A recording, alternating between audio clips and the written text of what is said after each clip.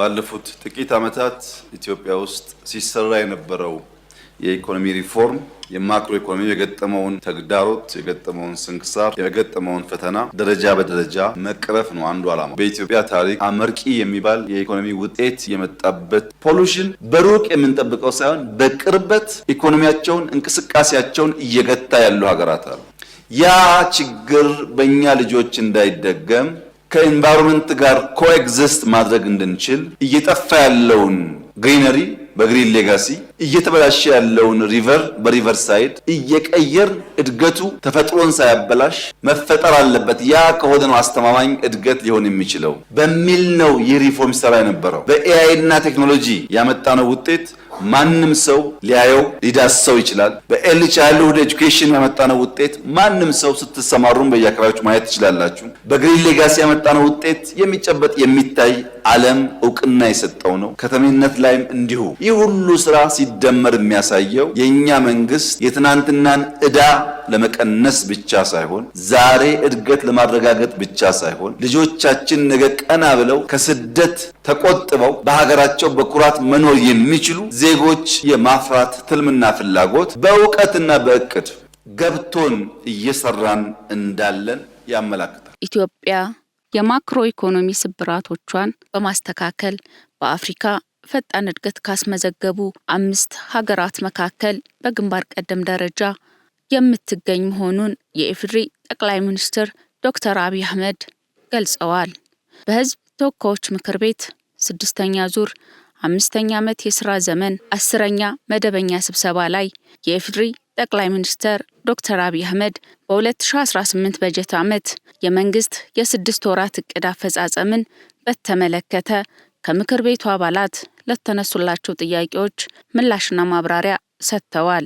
ጠቅላይ ሚኒስትሩ በቴክኖሎጂ፣ በግብርና፣ ኢንዱስትሪ፣ ቱሪዝም እና አገልግሎት ሰጭነትን ሪፎርም በማድረግ ኢኮኖሚው የሚመራበትን ፖሊሲ ተግባራዊ በማድረግ ነው በዓለም ፈጣን እድገት እያስመዘገቡ ካሉ 10 ሀገራት ውስጥ ተርታ መሰለፍ የቻለችው ሲሉ የኢኮኖሚ ስኬቷን ሚስጥር ይፋ ያደረጉት። የኢትዮጵያ ምጣኔ ሀብት እድገትን አስመልክቶ በ2018 በጀት ዓመት የታቀደው 9.2% ሲሆን በዓለም አቀፍ የገንዘብ ተቋም ወይም IMF በ2026 ወደ 9.3% እድገት እንደምታስመዘግብ መተንበዩም ጠቅላይ ሚኒስትሩ ሳይጠቁሙ አላለፉም።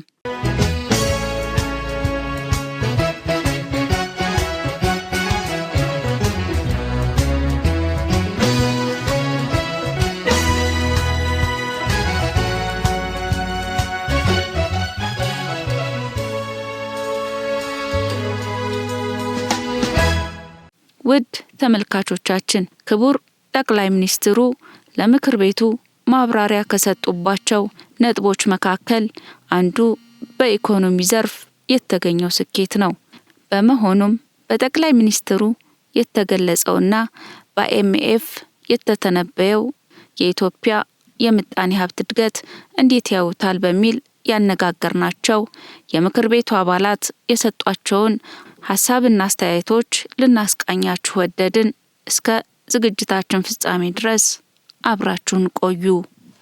ሀገራችን በዚህ ዓመት እድገት ለማስመዝገብ አቅዶ እየተንቀሳቀሰ ነው ያለው። በIMF ደረጃም 9.3 እድገት እንደምናስመዘግብ ትንበያው ያሳያል። ይሄ ትንበያ የሚያሳየው በአጠቃላይ በሀገር ደረጃ ከተቀመጠውና በIMF የተቀመጠው ትንበያ መካከል ኦልሞስት የ1% ያህል ልዩነት ነው ያለው። ይሄ ደግሞ በተጨባጭ ይሳካል። በለውጡ የማክሮ ኢኮኖሚ ማሻሻያው በከፍተኛ ሁኔታ ውጤት ማምጣቱን በእኛ በሀገር ደረጃ ብቻ ሳይሆን በዓለም ደረጃ የIMF ዳታ ግምገማም ማሻሻያው በተጨባጭ ውጤታማ መሆኑን የሚያሳይ ስለሆነ ይሄ ማሻሻያ ደግሞ በደንብ ጊዜ ሰጥተን ከሰራ ነው ደግሞ ይሄን ብቻ አይደለም ከዚህ በላይ እንደምናሳካ ተስፋ አደርጋለሁ። በኢኮኖሚ ዘርፍ በርካታ ለውጦች እየመጡ እንዳሉ ተነስተዋል። ዛሬም ለይ 5 ፒላሮች ከሚባሉት ውስጥ አንደኛው ግብርና ነው። ግብርና ለሀገሪቱ እድገት ትልቅ የጀርባ አጥንት እንደሆነ ይታወቃል። ስለዚህ አርሶ አደራችን ቴክኖሎጂን በመጠቀም የማምረት አቅሙም እየጨመረ ነው። ምርትና ምርታማነትም በዛ ልክ እየጨመረ ነው ያለው። ከዚህ አንፃር ግብርና ብቻ አይደለም ሁሉም ዘርፍ ኢንዱስትሪ ዘርፉም አገልግሎት ዘርፉም በሙሉ ማዕድንም በዚህ ልክ ለውጥ እያመጣ እድገት እያሳየ ያለ መሆኑን ነው። ይሄ ቀላል የሚባል ሳይሆን ለወደፊት ትልቅ ተስፋን ለሀገራችን የሚጭር በእኛም ውስጥ ትልቅ ተስፋን የጫረ ነበር። የአይኤምኤፍ ትንበያ ኢትዮጵያ እንዳውም 9.2 ሳይሆን መሆን ያለባት 9.3 ነው ሲል የነበረውና ኢትዮጵያ ወዴት እየገሰገሰች እንደሆነ ስለሚያውቅ ነው ትንበያውን በዛ ልክ የሆነው። አሁን በተያዘው አግባብ ግን ከተሰራ ከዛም በላይ ይሆናል የሚል ተስፋ አለኝ። አሁን በየአካባቢው ያለው የጸጥታ ችግር፣ ያለ መግባባቶች፣ ትናንሽ ግጭቶች እነዚህ ሁሉ ቢሰክኑና ቢቆሙ ሁሉም ወደ ልማት ፊቱን ቢያዞር ከዛም በላይ ይሆናል ማለት ነው። ኢትዮጵያ እድገትና ተስፋ ሰጪ ነው ብዬ ነው እኔ በራሴ የማነሳው። ኢትዮጵያ እንግዲህ ሀገር በቀል የኢኮኖሚ ሪፎርም ካደረገች የተወሰኑ ጊዜያት እናስቆጥራለች። በዛ ተከትሎ በብዝሃ ዘርፍ ውስጥ ብዙ እንቅስቃሴዎች የተደረጉ ይገኛሉ። በተለይ በግብርናው፣ በማኑፋክቸሪንጉም፣ በኢንዱስትሪውም፣ በሰርቪሱም፣ በቱሪዝሙም በተለያዩ የሙያ መስኮች ትልቅ ትኩረት ተሰጥቶ የተሰራ እንዳለና የሀገራችን ኢኮኖሚም ጂዲፒ በዚህ አመት ላይ ወደ 10% ወድሞ 9.2% ነው። እቅዱ ግን እስከ 10% ድረስ ለማሳደግ ጥረቶች የተደረጉ እንደሆነ ከተለያዩ ሴክተሮችን በተለይ ከግብርናውም ጭምር ወደ ውጪ ኤክስፖርት ብናደርጋቸው ምርቶች በጣም እየጨመሩ የመጡበት ሂደት አለ። የሀገር ውስጥ ወጪንም በሀገር ውስጥ ገቢ የመተካቱ ገቢን የማሳደጉ ስራ እጅግ በጣም የተጠናከረ የሄደ እንደሆነ ጥሩ የኢኮኖሚ እንቅስቃሴ እንዳለ ጭምር ከስራ እድል ፈጠራ ጋር ተያይዞ አዳዲስ ስታርታፖችንም ወደዚህ ቢዝነስ ሴክተር ከማስገባት አንጻር ብዙ ስራዎች እየተሰሩ እንደሆነ ሰፊ ማብራሪያና ምላሽ ነው የሰጡት። የኢትዮጵያ መንግስት ፎርካስት ያደረገው 9.2 ነው። የአይኤምኤፍ ፎርካስት ደግሞ 9.3 ነው። የ0.1 ዲፈረንስ ብቻ ነው ያለውና እንዲህ ብዙ ጊዜ ታይቶ አይታወቅም። ይሄ ትልቅ የኛን የፎርካስቲንግ የሀገራችን ኢኮኖሚ ትንበያ ምን ያህል እንዳደገ የሚያሳይ ነውና ይሄ ትልቅ ለውጥ ነው ብለን መውሰድ እንችላለን። ኦልሞስት ከ1% ያነሰ ልዩነት እንደ ልዩነትም ሊቆጠር አይችልምና ኦልሞስት የዓለም አቀፍ የፋይናንስ ተቋማትም የኢትዮጵያን ኢኮኖሚ እድገት በደንብ ሪኮግናይዝ እያደረጉ የመጡበትን ሂደት ያሳያል ማለት ነው። 2018 የ6 ወር እቅድ አፈጻጸም ነው። በኢኮኖሚ ዘርፉ የተሰጠው ተጨባጭ መሬት ላይ ያለው እውነታ ነው። ከዚህ በፊትም እያንዳንዱ ቋሚ ኮሚቴ በመስክ ምልከታም እየሄደ እያየ ነበር። ሪፖርቶችም ሲገመገሙ ነበርና እውነታው ምንም የሚያጠያይቅ ጉዳይ የለው። እንደ ሀገር እየተሰሩ ያሉ ስራዎችና እየተመዘገቡ ያሉ ስራዎች ብዙ ናቸው። ከአምና ጋር ስናነጻጽረው ብዙ ልዩነቶች አሉ።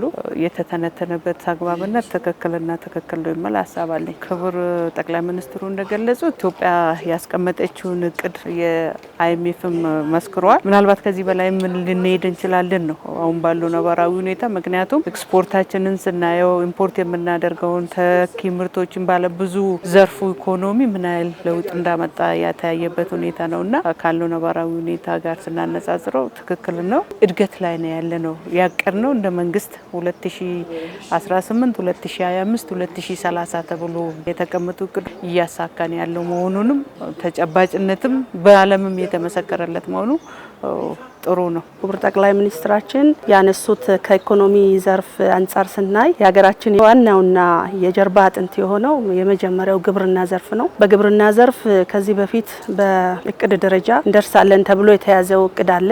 ከታቀደው እቅድ አንጻር አፈጻጸሙ እጅግ በጣም ከፍ ያለ እንደሆነም ያሳያል። ስለዚህ በግብርና ዘርፍ ከዚህ በፊት ከነበረው ኢቭን ከዚህ ተመሳሳይ አምና 2017 ዓመተ ምህረት ተመሳሳይ ጊዜያት አንጻር ስናይ አሁን ያለው የ6 ወር አፈጻጸም እጅግ በጣም ያደገ በተለይ 10.2% ለመድረስ የታቀደው ወይንም የታለመው በተሻለ ሁኔታ እየሄደ እንደሆነ ክቡር ጠቅላይ ሚኒስትራችን በጣም አድርገው ያብራሩበት እኛም ደግሞ እንደ ሕዝብ ተወካዮች ምክር ቤት የምናውቀው ነው። ከዛ ባሻገር ሌላው ደግሞ ኢንዱስትሪ ዘርፍ ነው። በኢንዱስትሪ ዘርፍም ኤነርጂ ላይ ሌሎች ዘርፎች ላይ እየተሰሩ ያሉና እየመጡ ያሉ ውጤቶች ቀላል አይደሉም። ብቻም ሳይሆን በከተማ አካባቢ 5 ሚሊዮን ኮደርስ የሚል ኢኒሼቲቭ ተወጥተው እያደገ የመጣበት በዚህ ደግሞ ወጣቱ ማህበረሰቡ ታች ያለው አርሶ አደሩ ጭምር የተለያየ ኢኮኖሚ ስራዎችን በመስራት ራሱን ያበቃ ያለበት። ስለዚህ በፋይናንስ ሰው በእጅ የሚያደርገውን መገበያየት ዲጂታል ኢትዮጵያ 25 ላይ እያንዳንዱ ተቋም የተቀመጠውን አቅጣጫ በማስቀመጥ በርካታ ስራዎች ተሰርቷል። በገቢም የታቀደው እቅድ 1.1 ትሪሊዮን አካባቢ ነው የታቀደውና ያንን እቅድን በ6 ወር አፈጻጸምን ስናይ ፐርሰንት ሳይ ወደ 101 9% ነው በ6 ወር ማሳካት የቻል ነው። እንግዲህ ለአመቱ ከታቀደው አንፃር የ6 ወሩን አፈጻጸም ስናይ 110% መሄድ ማለት ምን ያክል ገቢ ላይ መንግስት እየሰራ እንደሆነ የምናውቀው ነው ያለው። ስለዚህ ይሄንን የተሰበሰበውን ገቢም ደግሞ ወጪውን በአግባቡ በመጠቀም መንግስት ትልቅ ስራ እየሰራ እንደሆነ ታያል። የውጭ ብድር ከለውጡ በፊት ተወዛዝፎ የተወሰዱ ብድርንም በአግባቡ መንግስት ዲፕሎማሲ በመፍጠር የብድር ክፍያ ጊዜ እንዲራዘም አንዳንድ ብድሮች ደግሞ እንዲሰረዙ መንግስት ካቀደው እቅድ አንፃር እጅግ በጣም አምርቂ በሆነ መንገድ ውጤት እየተመዘገበ እንደሆነ ማየት ተችሏል። በሀገሪቷ የተገኘው የምጣኔ ሀብት እድገት አፈጻጸም የላቀ በመሆኑ በቀጣዩ 6 ወራት እድገቱን ከ10.2 በመቶ በላይ ከፍ ለማድረግ ከምክር ቤት አባላት ምን ይጠበቃል በሚል ላነሳንላቸው ጥያቄ እንዲህ ሲሉ ምላሻቸውን ሰጥተውናል። እንደ ምክር ቤት በርካታ ስራዎች እንደሚጠበቅብን ይታመናል። አንደኛ በተለይም ይሄን እድገት ሊያሳኩ የሚችሉ በዘርፎች የታቀዱ እቅዶች በተለይ በግብርናው ዘርፍ የታቀዱ እቅዶች በጋም ክረምትም በመኸርም በበልግም በማረስ ከፍተኛ ምርት በየዘርፉ ማስመዝገብ ያስፈልጋል። በኢንዱስትሪው ዘርፍ ኢትዮጵያ ታምርት በሚል የተጀመረው ንቅናቄ እንደተጠበቀ ሆኖ በከፍተኛ ሁኔታ በማኑፋክቸሪንግ ዘርፍ እድገት ማስመዝገብ ይጠበቃል። በአገልግሎት ዘርፍም እንደሚታወቀው በተለይም የኢትዮጵያ ኤርፖርት ከፍተኛ ስራ ጀምሯል። አሁን አዳዲስ ፕሮጀክቶችን ኢንጀክት አድርጓል። እነዚህን ጨምሮ ሌሎች በአገልግሎት ዘርፍ በሆቴል ቱሪዝም ዘርፉ ከፍተኛ መነቃቃት ፈጥሯል። ሀገራችን እያስመዘገበ ያለ እድገት የውጪ ፎሬን ዳይሬክት ኢንቨስትመንት ጨምሯል። ስራው ተጠናክሮ እንዲቀጥል ምክር ቤት ህግ የማውጣት ስራውን በማጠናከር፣ ሁለተኛ ደግሞ የክትትልና ቁጥጥር ስራውን ተጠናክሮ በማስቀጠል፣ ሶስተኛ ደግሞ የህዝብ ውክልና ስራዎችን ህዝቡን በማወያየትና በማነቃነቅ አቅሙ በሚፈቅደው ልክ በስራው ተሳታፊ እና ተጠቃሚ እንዲሆን ህዝብ የማነቃነቅ ስራውን እንደ ህዝብ ተወካይ ወርዶ በመስራት እነዚህን በአገር ደረጃ የተቀመጠውን እቅድ እንደ ፓርላማ አሁን ለማሳካት የእድገት ብቻ ሳይሆን የዝላይ አማራጭንም ተጠቅመን 10.2%ን ከአይኤምኤፍ ትንበያም ከኛ አመቱ መጀመሪያ ካስቀመጥነው ከፍ አድርገን እናሳካለን የሚል እምነት አለኝ። እነዚህ የተያዙ ግቦች ግቡን እንዲመቱ የምክር ቤቱ ድርሻ እጅግ በጣም ከፍተኛ ነው። እኛ ወክለን የመጣነው በርካታ ህዝባችንን ነው። እነዚህን ህዝባችንን ወክለን እዚህ ስንገኝ ህዝቡ መንግስት የያዛቸውን እቅዶችና ትልሞችን ከግቡ ለማድረስ እያንዳንዱ ማህበረሰብ፣ ወጣት፣ ሴቶች፣ ሽማግሌው፣ የትኛውም ዜጋ ለዚህ ትልቅ ትግል ማድረግና ማቀድ አቅዶ መስራት መቻል አለበት። ስለዚህ እቅዶቹ ሲታቀዱ ዝም ብለው አየር ላይ የሚተገበሩ አይደሉም፣ ሰው ላይ ነው የሚሰራው። ስለዚህ ከኛ ከፓርላማ ከህዝብ ተወካዮች ምክር ቤት አባላት የሚጠበቅብን ኃላፊነት ነው። እንደ ሀገር ያቀድነውን እቅድ ለማሳካት የክትትልና ቁጥጥር ስራ ማጠናከር ነው። ምናልባት ብዙ የአሰራር ክፍተቶች ሊኖሩ ይችላሉ። የአሰራር ስርዓቶች ማሻሻል የሚገቡ ነገሮች ሊኖሩ ይችላሉ። በክትትልና በቁጥጥር በመደገፍ ያንን ያቀድነው 10.2 የእድገት ምጣኔውን ለማሳካት እያንዳንዱ ቋሚ ኮሚቴ እያንዳንዱ አባል አሁን ወደ ምርጫ ክልል እንሄዳለን። እንግዲህ ኢኮኖሚው የሚጀምረው ከታች ነውና የተጀመሩ ስራዎችን አጠናክረን ለማህበረሰቡም፣ ለአመራሩም፣ ለአስፈጻሚውም ክትትልና ቁጥጥር ድጋፍ በማድረግ ያቀድነውን እቅድ ለማሳካት ሁላችንም የበኩላችንን ድርሻ ማወጣት አለብን። ምክር ቤት አባሉ እንግዲህ ትልቅ ኃላፊነት ነው ያለው። በተለይ የኢኮኖሚ ሪፎርም ያመጣው ለውጥ ወደ ኋላ እንዳይመለስ በተለይ በአመቱ መጨረሻ ላይ አሳክቶ የተሻለ ውጤት ቀጣይነት እንዲኖርና ከዚህም በተሻለ ካቀድነው በላይ ትርፍ አፈጻጸም እንዲመጣ ታች ወደ ህዝባችንም ስንሄድ ሁሉም ክልሎች የራሳቸው እቅድ አለ፣ የራሳቸው ማንዴት የተሰጣቸው አለ። ለራሱ የተሰጠውን ኃላፊነትን ከተቋም ባሻገር እያንዳንዱ ዜጋ በመንግስት መዋቅር በአስፈጻሚነት ያለው በባለሙያነት ያለው ዜጋ ሁሉ የራሱን ድርሻ በመወጣት እንግዲህ በአፍሪካ ደረጃ ተጽዕኖ ፈጣሪነት ደረጃ ደርሰናል። ይሄ ውጤት ቀጣይነት እንዲኖር እንደ ምክር ቤት አባል የተሰጠንን 4ቱ ማንዴታችንን በአግባቡ ማከናወን፣ መስራት፣ ኃላፊነታችንን በአግባቡ መወጣት፣ ለዚህ ታማኝ መሆን፣ ትጉ መሆን፣ ታታሪ መሆን ከኛ ይጠበቃል። እንግዲህ ምክር ቤት አባላት የምክር ቤት ቆይታችን እያጠናቀቅን ግማሽ አመት ነው የቀረን። ቀጣይ ምርጫም ፊታችን ላይ አለ። እነዚህ ያሉ አገራዊ ለውጦችን እየሰሩ ያሉ ነገሮችን የሚያጋጥሙ ተግዳሮችን ያው የመረጠን ማህበረሰብ ለማወያየት በምንሄድበት ለምርጫ ቅስቀሳ በምንሄድበት ጊዜ የግንዛቤ ማስጨበጫ ስራዎች መዛዛ አካባቢ ላይ በደንብ በትኩረት መስራት አለብን ባይ ነኝ። ውድ ተመልካቾቻችን ከሀገራዊ ለውጡ ማግስት የኢትዮጵያ ምጣኔ ሀብት እድገት መንግስት በትኩረት እየሰራ መሆኑን በፕሮግራማችን አስቃኘናችሁ። የመጣውን የምጣኔ ሀብት እድገት ማስቀጠል ከተቻለ የተመዘገበው እድገት ለነገ ብሩህ ተስፋ የሚሰጥ በመሆኑ ያለምንም ጥርጥር ከችግሮቻችን በመላቀቅ የተጀመረውን ብልጽግና ለማረጋገጥ የሚያስችል ጉዞ በሁሉም ተግባራት እጅግ አስደማሚ ተስፋ ሰጪ ውጤቶች ይታያሉ ሲሉ ጠቅላይ ሚኒስትር ዶክተር አብይ አህመድ መልእክታቸውን አስተላልፈዋል። የኢትዮጵያን ከፍታ ለትውልድ ለማስተላለፍ ሁሉም የድርሻውን ይወጣያል። ቀሪ የኢቲቪ ፓርላማ ቻናል ፕሮግራሞችን ጋበዝን። እኛ ከወዲሁ ተሰናበትን። ሰናይ ጊዜ ይሁንላችሁ።